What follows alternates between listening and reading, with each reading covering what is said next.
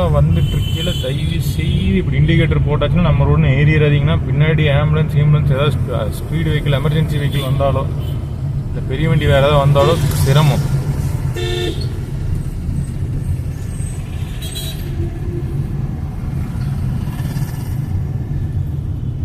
Traffic இங்கேயே ஆரம்பிச்சிருச்சுங்க. கேஜேன்னு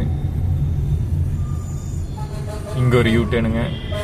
பாலம் கட்டுறவங்க கட்டுறாங்க, கரெக்டாக டிராஃபிக் ஜாம் ஆகிற மாதிரியே கட்டுறாங்க. நம்ம ஊர்லேங்க எல்லா இடத்துலையும் ஃப்ளைஓவர் கட்டினாங்க, அது டிராஃபிக்கை வந்து கம்மி பண்ணுங்க. நம்ம ஊரில் மட்டும் ஃப்ளைஓவர் கட்டினா ரொம்ப டிராஃபிக் அதிகம் பண்ணுது. ப்ரூஃப் இருக்குது. ஃப்ளைஓவர் கட்டின பின்னாடி பார்த்தீங்கன்னா இந்த கவுண்டம்பாலத்துக்கு அடுத்துல ஒரு யூடர்ன் வருங்க, அது சரியான டிராஃபிக் ஆகுதுங்க. இன்னும் கொஞ்ச நாள் இந்த யூடர்ன் சரியான டிராஃபிக் யூஸே இல்லைங்க. பாலமேறி இறங்கி மறுபடியும் வந்து இங்கே நின்றுட்டு இருப்போம் மணிக்கணக்கில்லைங்க. ஒவ்வொரு இடத்துலையும் பார்த்தீங்கன்னா பேசாமல் அதுக்கு சிக்னல் சிஸ்டமே இருந்திருக்கலாம்னு தோணுதுங்க. சிக்னல் சிஸ்டம் இருந்த கூட இந்த பிரச்சனை இல்லைங்க. பட் சிட்டிக்குள்ளே எங்கெங்கே யூடர்ன் வருது, எல்லா யூடர்னுமே நான் மோசம் சொல்லிங்க. ஒரு சில யூடர்ன் சூப்பராக இருக்குது. இப்போ நரசிம்மநாயக்கம் பாலத்தில் இருக்கிற யூடர்ன்லாம் பார்த்தீங்கன்னா ரொம்ப பக்காவாக இருக்குங்க, அது ஹெல்ப்ஃபுல்லாக இருக்குங்க.